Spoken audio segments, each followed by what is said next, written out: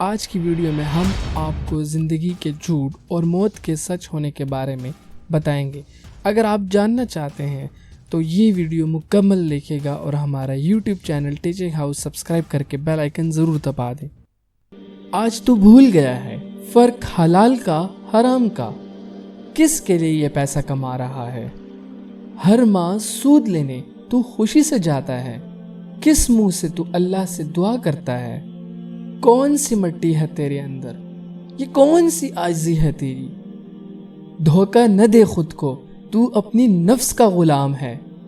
یہ سب تو اپنے بچوں یا خاندان کے لیے نہیں کر رہا، یہ تیرے اپنے اندر کا آپ ہے جو تجھے حلال اور حرام کے فرق سے بھلا بیٹھا ہے۔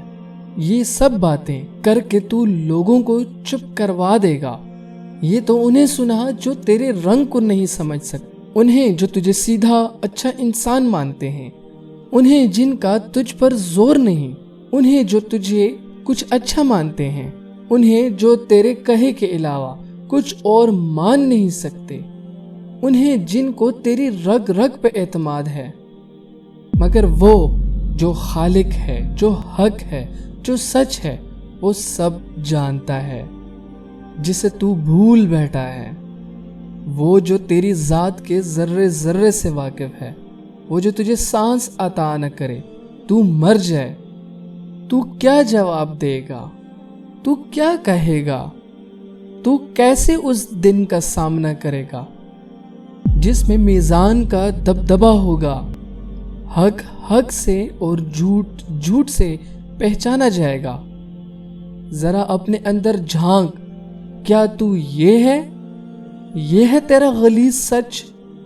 کیا تو سچ میں یہ ہے؟ اصل سچ تو یہ ہے کہ تو نے دنیا میں آ کے ان رنگینیوں کو ہی سب کچھ جان لیا ہے، مان لیا ہے۔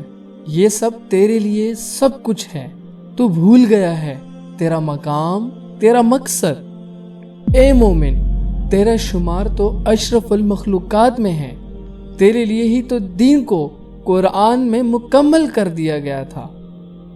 کیا تو اس کتاب سے اب تک روشناس نہیں ہے؟ تو نے نہیں پہچانا؟ کیا تیرے ایمان میں موت شامل نہیں ہے؟ تو نے ایک دن نہیں مرنا؟ تو کیا اعمال لے کر جائے گا؟ زندگی تو وہ جھوٹ ہے جسے ہم نے سچ تسلیم کیا ہے، اور موت وہ سچ ہے جو ہم کبھی سوچنا بھی نہیں چاہتے۔ کوئی موت کی بات کر بھی دے تو اسے منع کر دیتے ہیں۔ معلوم ہے نا کہ اعمال نہیں ہے، تیاری نہیں ہے۔ کون کرے گا تیاری؟ کون خود کے گندے ضمیر کو پہچانے گا؟